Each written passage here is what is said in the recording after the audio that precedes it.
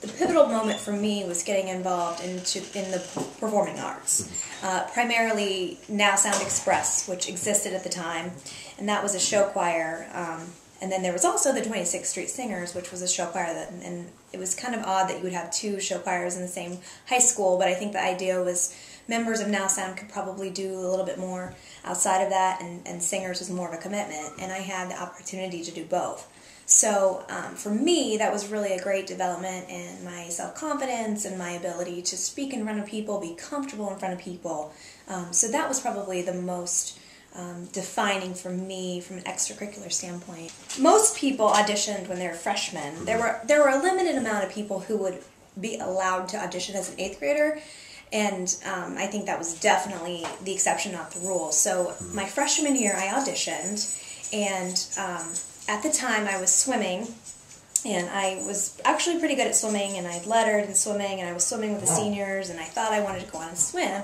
I didn't think that I wanted to do something as rigorous as 26th Street Singers, because I wanted to continue other activities. Right. So I just auditioned for Now Sound Express. I spent a year in Now Sound and realized I liked it so much that I wanted to do it more. I wanted to rehearse more. I wanted to have more intricate sets and more intricate choreography. So that sophomore year I auditioned for Singers and got in. And then the following year, my junior year in Singers, I was able to get some of my Now Sound friends to move to Singers. So it was just an interesting time. And also my senior year in Singers, Mr. Walton got really sick and really didn't teach us at all that year. So truly I only had a year with Mr. Walton.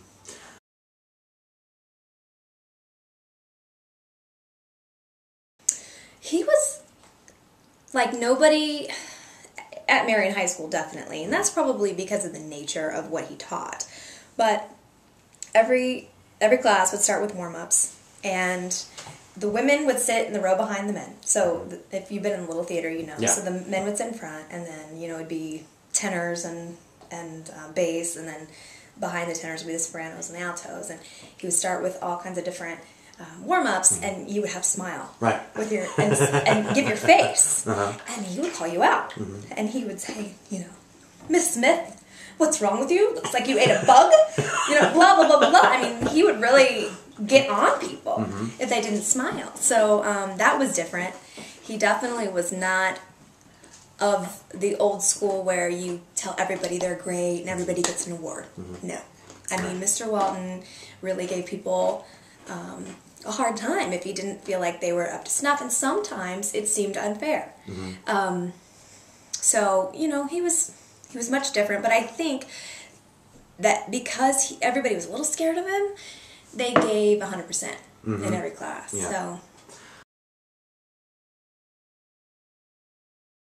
So we lost our way a little bit, especially because we had a lot of new people, and it was just really tough to see your leader be so sick. I might be getting this wrong, but I think he got sick at the end of my junior year, and he didn't know it.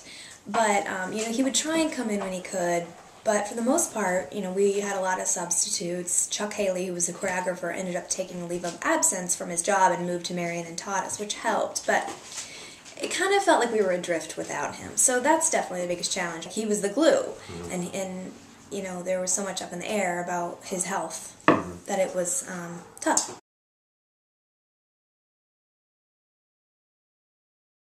This song, All That Jazz, was kind of my signature number. Like, I literally did that 4 times on the Marion High School stage. Nice. And that was really fun. I actually auditioned with that song my freshman year, the year I chose to go to Singers, or to Now Sound. And that was really cool because it was basically like me with everybody dancing around me and the guys lifting me in the air, and wow, was that scary. Really scary.